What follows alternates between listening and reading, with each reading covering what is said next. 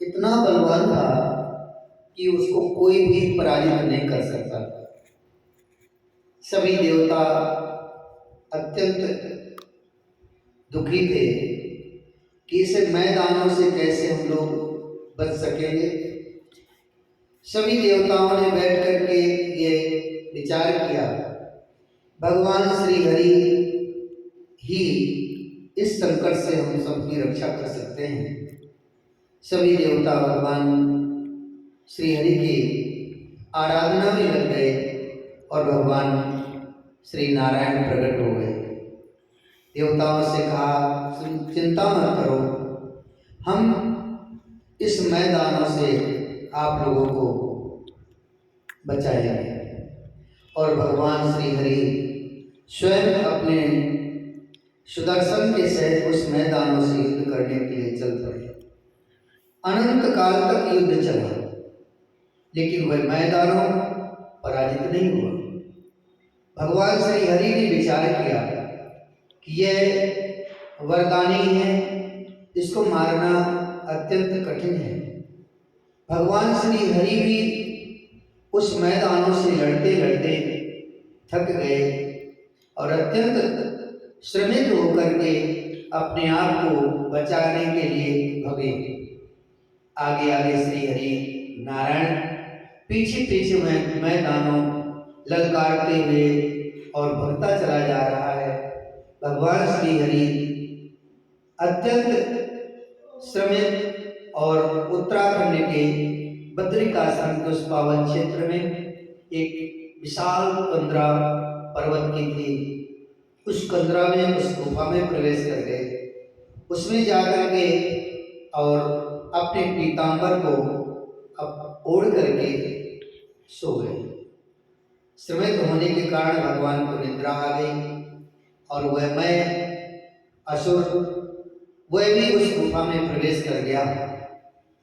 जैसे ही अंदर जाकर के देखा कि पीतांबर ओढ़ करके ये श्री हरि नारायण सो रहे हैं, उसने अनेक प्रकार के अपशब्द कहे और भगवान को श्रमित और निद्रा के कारण भगवान जगे नहीं।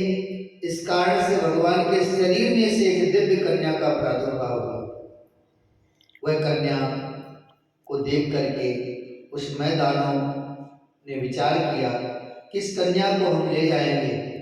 उसने जैसे ही कन्या को लेने के लिए उसके पास गए, उस कन्या ने दिव्य रूप धारण किया, अपने हाथों में शस्त्र लेकर के और उस मैदानों से युद्ध किया। मैदानों का वध कर दिया उस कन्या ने। जैसे ही उस मैदानों का वध किया, कुछ समय बाद भगवान श्री हरि भी निद्रा से जगे और देखा कि एक सुंदर दिव्य कन्या और वह मैं असुर मृत प्राय अवस्था में पड़ा है। पूछा, देवी इसका वध किसने किया है? तो उस कन्या ने बताया कि प्रभु ये मेरे द्वारा ही मारा गया है। तो देवी तुम्हारा प्रादुर्भाव कहाँ से हुआ है, तुम कहाँ से पधारे? उस कन्या ने कहा, प्रभु मैं आपके शरीर से ही उत्पन्न हुई हूँ। भगवान श्री हरि ने विचार किया, ये तो बहुत शक्तिशाली है, बहुत शक्ति संपन्न है। और श्री हरि ने कहा, तुम हमारे शरीर से उत्पन्न हुई हो, इसलिए तुम हमारे जैसे ही पूजनीय हो। भगवान श्री हरि ने कहा कि आज एकादशी है, मार्गशीर्ष मास की कृष्ण पक्ष की एकादशी है। आज के दिन आपका प्राकट्य हमारे शरीर से हुआ है, इसलिए तुम्हारा नाम एकादशी होगा। और आज के दिन से जो एक वर्ष पर्यंत 24 एकादशियों का व्रत करेगा और विधिवत उसका पारण करेगा, हम उससे बहुत प्रसन्न होंगे।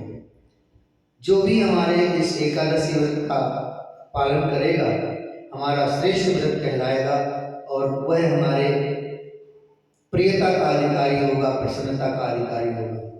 भगवान ने उस कन्या को ग्रहण किया और कहा जाता है कि आज कल जो एकादशी होगी, उत्पन्ना एकादशी, उस एकादशी के दिन भगवान श्री हरि नारायण